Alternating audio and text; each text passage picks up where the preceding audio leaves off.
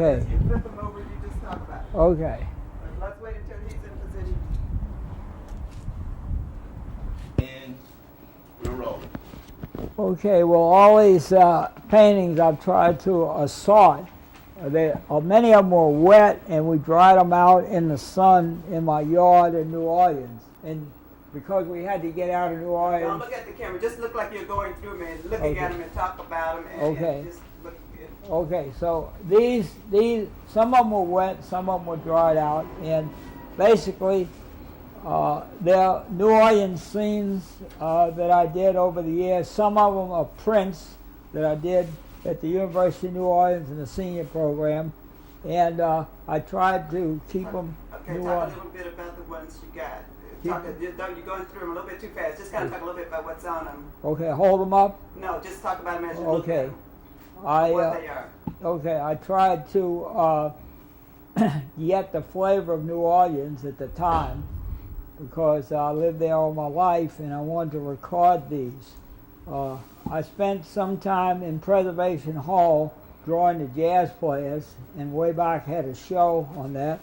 And I tried to preserve all this stuff, but you can see when all of this is piled up together, it's pretty hard to sort it all out. And that's what I'm trying to do here.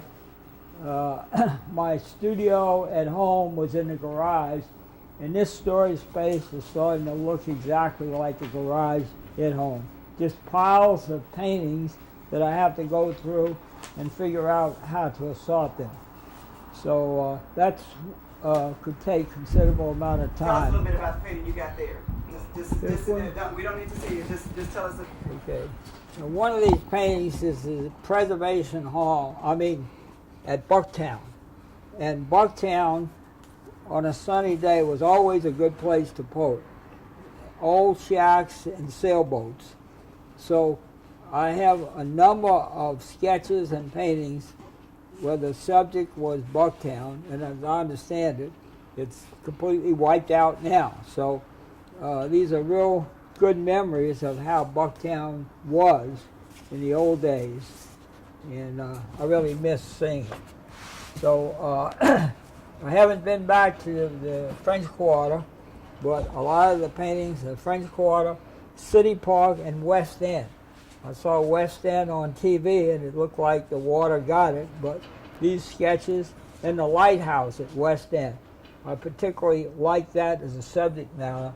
I thought that could be motif number one for New Orleans. And I know that it's still standing, but I understand it's pretty well beat up. So these sketches were always fun to do, pen and ink on the spot, and then the color. And on a nice sunny day, it was a good way for me to relax. And most of them came out, but of course some of them didn't. City Park was another nice area to sketch, and always the sailboats. The sailboats had such a nice order to them to draw, and I understand that as a result of Katrina, it's completely messed up. So I'm now trying to sort all this out, and I hope to do some similar paintings now that I live here in Baton Rouge. The most fun. Slow down. Give me a little side. Just slow down a little bit. Go doing what you're doing. Just slow down a little bit. Okay. The most fun was like this one, which is unfinished, the Bucktown, and you can see this is a pen and ink drawing with no color. And I used to just go out there and draw as much as I could and then add the color. And I found out that by remembering the colors but painting away from the scene, that sometimes the paintings came out much better using arbitrary color than trying to reproduce the exact color on the scene. This is a sketch that I made in Preservation Hall way back, and I enjoyed drawing and painting the musicians in Preservation Hall. Lafitte Park across the river was also a good subject, and it was always changing, different times of the year, and the subject there always it was different every time we went there. So someday we can go through all of these, but it's going to take a considerable amount of time, because you can see this is a major job to go through all of this paperwork, figure out what ones are good, what ones are not so good, and all of them have a lot of memories connected to them. So, and also, most of these paintings were done in different styles, experimenting with different styles of watercolor.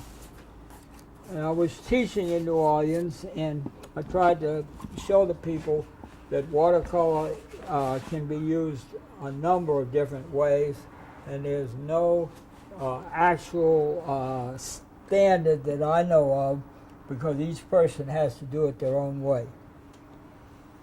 Shrimp boats were always a good subject, and I understand that a lot of the shrimp boats no longer exist. So we take a walk, French Quarter, just small sketches done down there to try to get the flavor of the French Quarter, and then I like this one. and then yeah, that one's pretty good. If we want to mix some big ones and some little ones Let's do that. together, Let's do okay, that. all right, let's see what would look pretty good. Okay.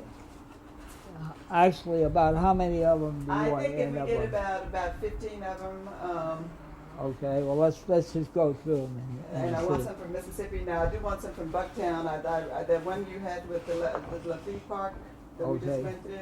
Okay, all right, I haven't spent that much time in New Orleans, to be honest. Okay, You well, can't okay, say that. this is right out there. I think it was, everybody knows the lighthouse. Well, let's use that one Okay, for sure. all right, In other words, okay, this is his and, project. Yeah. Did you by chance have that Mississippi Lighthouse in Biloxi? I don't think so. Okay. Not that I can, It doesn't matter. okay, these were No, fairly. it's okay if I'm in the pictures of Well, I I'm tell you not what, sure what's in my I own voice. think this is a better one of the lighthouse. Okay, you It like that shows one the better? whole scene, yeah. Okay. It shows the whole scene. So we Do you know what that lighthouse is still? Okay, that, Okay, good. and this is a typical New Orleans scene. Yeah, oh, I know. Okay. I have pictures of this one. Okay. And the French Quarter. Oh, this is Okay. very nice. Okay, so that, French Quarter's still there from what we heard. yeah, this, let's see. Yeah, This is how the lakefront was, sailboats. I don't know if that would Let's fit go in and or take not. that. Okay. Now here's a big one of sailboats out there, and it's a little different style, but it was probably reproduced pretty well. Okay. Let's see. We had to get the furniture for Yeah. We got some semblance of this. This is one of some houses in Bucktown that might do. Oop, That's mine. okay, all right. That's the cheap stuff that's falling.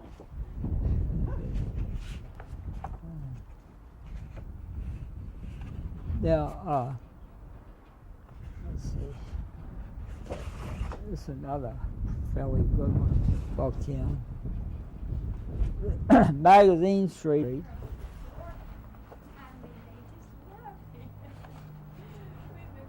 All right. These might be better than the other French Quarter now, but anyhow, when they built the Mississippi Bridge, I was in business, and when the Crescent City connection under construction, You were okay. I was right there, so I made those sketches. We're always looking for All right. that. We might want to erase. Carol, you have an eraser? Dorothy, he did a whole series on This is sort of elements of New Orleans. I use this style just to try to get the elements. And that was done a long time ago, so that might be done. of that. Here's what I did this for the poster, but the person that had your job says they didn't like the boat, so I had to do it all over again. But that would reproduce pretty good. Okay. As grab you as far as showing them, because the prints. This is Lafitte here, right? No, let's see. That is one wasn't too good. I like And the jazz folks too. This one here. Okay. All right, the jazz, and then the streetcar. Yeah, the Yeah. streetcars are definitely reminiscent Okay. of New Orleans. Okay, and then you have some other stuff from Bucktown, but this shows Bucktown. If not. Good. All right. Like this one. All right. Now the Gulf Coast. Find the Gulf Coast. Okay, the Gulf Coast. I'll When second that neatly for you. all right. It's Don't let that open. all right. This, I'm telling you. All right, are you ready? Wait a minute. If they see this, I'm going. What? No, I'm gonna shoot it while you're worried about it. You're not going to show that? No, ma'am. Okay. Don't worry. Okay. Now this is hard to open. They're gonna fix it. So if I collapse, you know what happened. Oh, no. It's really hard to open. Okay, you ready? Yes, sir. Okay.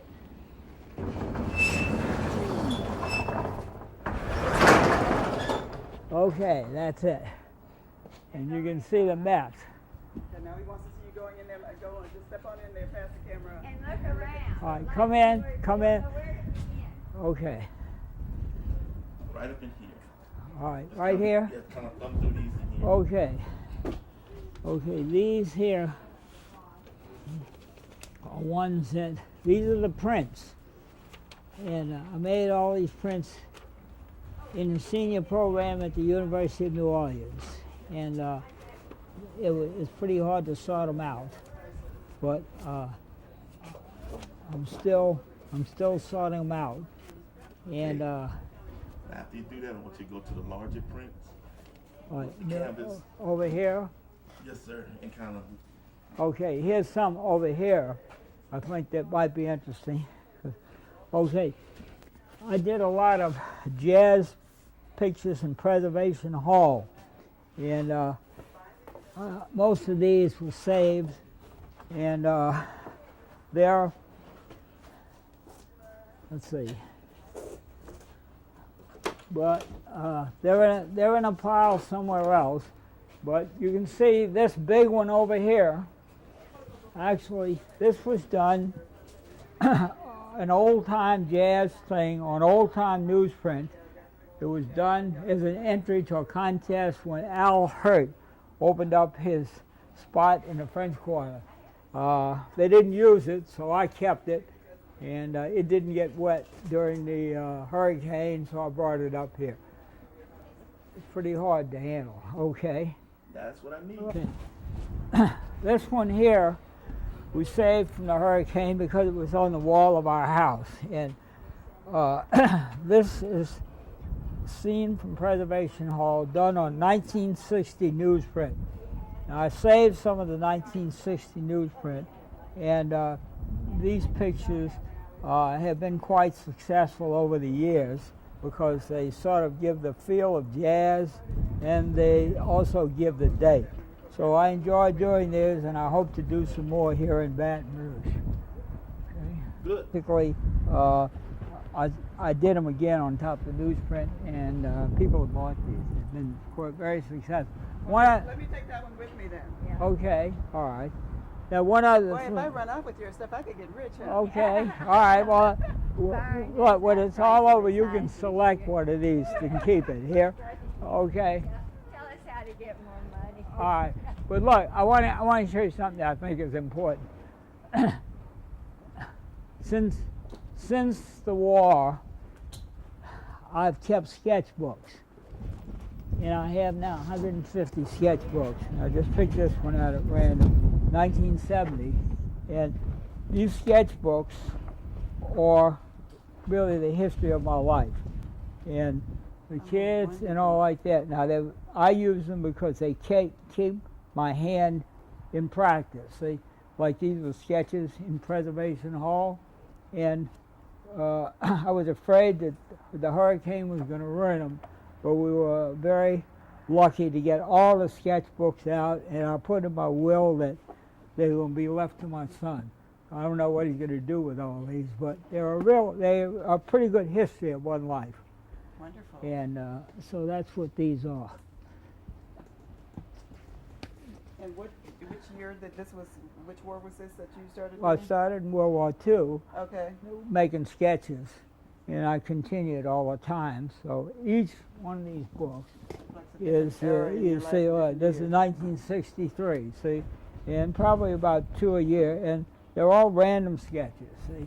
And I did this for practice, but they also give a pretty much a history of what happened during that period. years. Oh, wonderful. Now, idea. I got some segregated with just jazz in case I want to refer to them.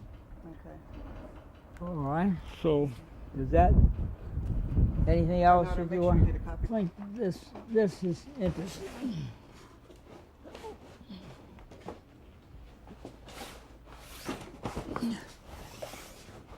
Oop, if I can bring this out. This magazine ran about a 4-page summary of some of the workshops that I had been in.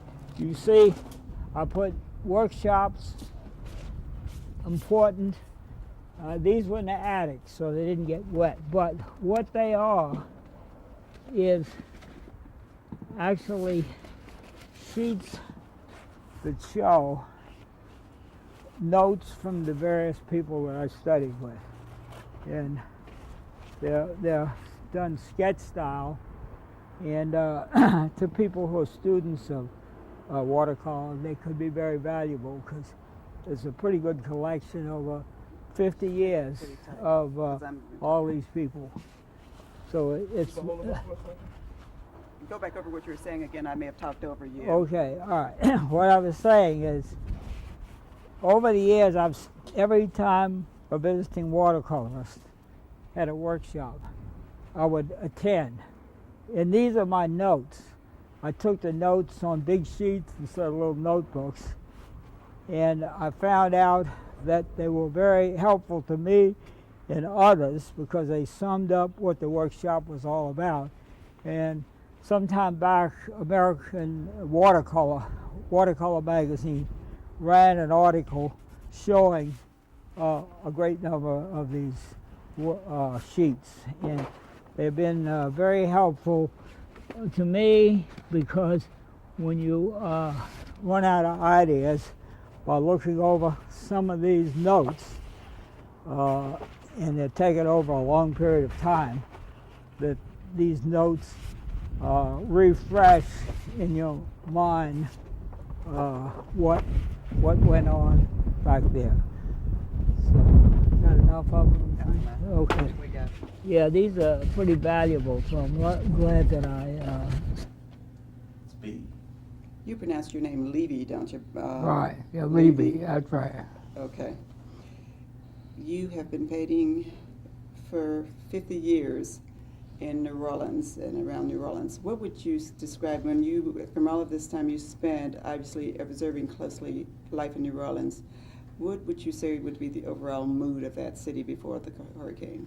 Well, I was in business there. I lived there all my life, and basically, it was a fun town where people enjoyed life as much as they could. It wasn't that great a business town, I found, but it developed mainly toward the end to tourism. So everything was being done to attract tourists to the city. And what would you say about the Mississippi Gulf Coast? Well, some of my paintings show the Mississippi Gulf Coast. It was a wonderful escape. I always thought the Mississippi Gulf Coast worked well with New Orleans because of the different environment.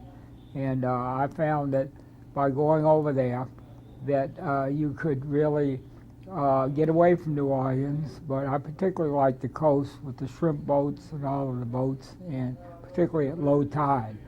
Also, the houses past Christian and Biloxi was a very nice walk along the beach. You could see the white picket fences, and it really had a very relaxed atmosphere. How much of it? I just want to make sure that Yeah. it's usable. Okay, No door on that house. There's no, no door. okay.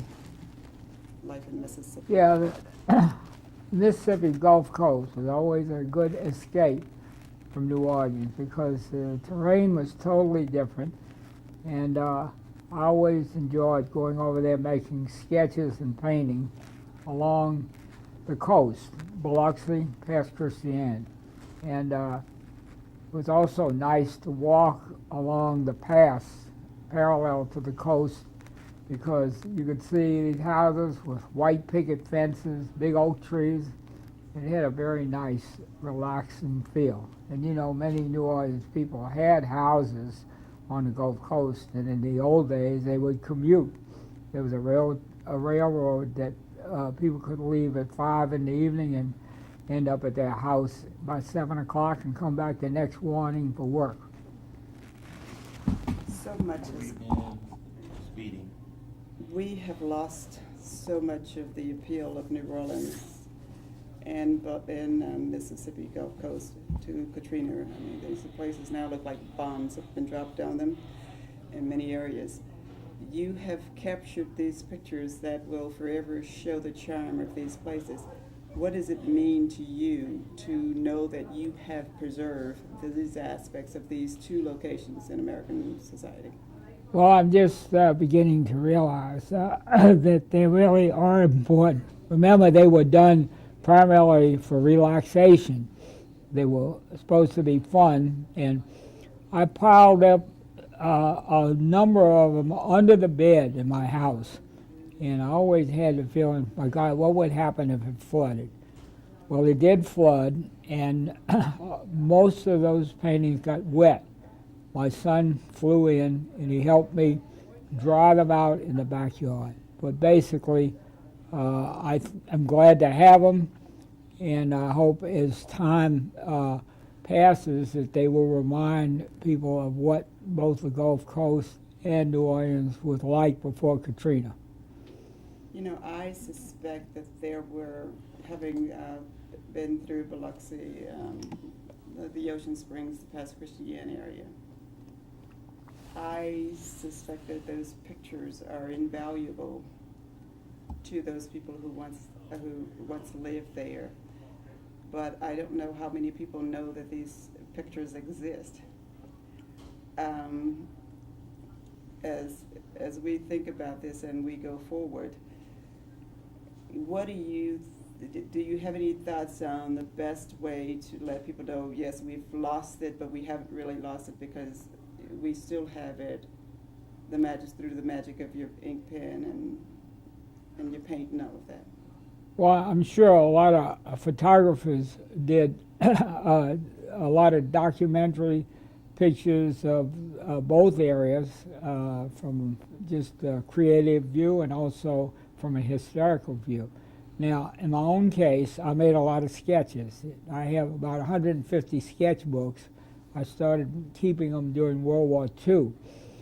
And these sketches are incomplete, but I think that they will give me enough information so I can now do some more paintings of the same subject matter. And sometimes it works better when you get a little mystery and better than actually being on the spot. So I'm hoping to do some paintings from sketches and paintings and enlarge on what I've already done. You know, you talk about the number of people who have, you're definitely not the only people who have these collections. I know as journalists we take these pictures, but often we tape over most of what we used because we were going for something specific. A lot of people have lost their bodies of work. I just heard yesterday more than 100 artists have lost most or all of their collections. How lucky are you feeling right now? You did get some wet, and I know you've lost a few, but how lucky are you feeling now? I mean, some of these things you got to wonder if this is divine intervention with. Well, I'm feeling very lucky about the whole thing, and I'll tell you this story. I did a painting from the people at the sculpture garden looking out over Lake Pontchartrain at a big dark cloud. That was done 2 months before Katrina. I wanted to put the painting in a show, and I delivered it to a friend who was having the show who lived near the London Avenue Canal. He was wiped out.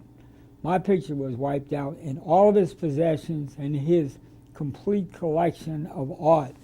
That's happened to a number of artists, and I am extremely lucky. I think I saved about 80% of the paintings that I had done starting in 1943. So I'm very lucky. Tell me how you got started. Well, I was interested in doing cartoons, and as an aviation cadet, I went to Boca Raton, Florida, and then to Yale University. And a strange thing happened. I was on the way home from British Guiana, South America. Someone showed me a book by Hendrik Willem van Loon. He had these loose pen and ink sketches. And I thought this would be a good way to document things that I had never seen before. So that's why I started sketching, and I added color to them, and I really developed that style, and that's what I feel most comfortable with. Now, with the as much of New Orleans has been lost in the buildings and the artwork, and with the artists going on to other locations, the musicians and everything, I know that you've made it very clear you started this for the fun. But are you thinking now in terms of the value as far as a financial value to this work? Because I suspect that the value of this art just went up tremendously.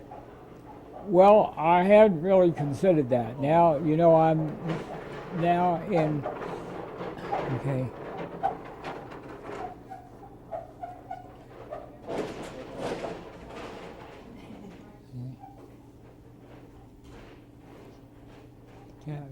Talk, yeah, have them be quiet out there.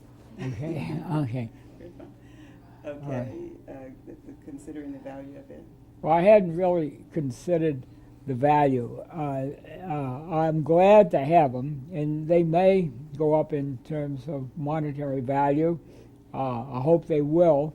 And as you can see, I've got a lot of them, and they have to be sorted out.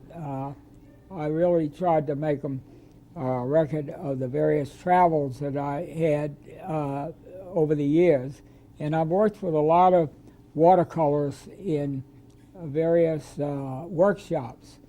And some of them have sold pictures, and they get more valuable as time goes. So we'll have to see, but I really feel close to these pictures, and I don't want to part with them. Just, it's hard to part with them, put it that way.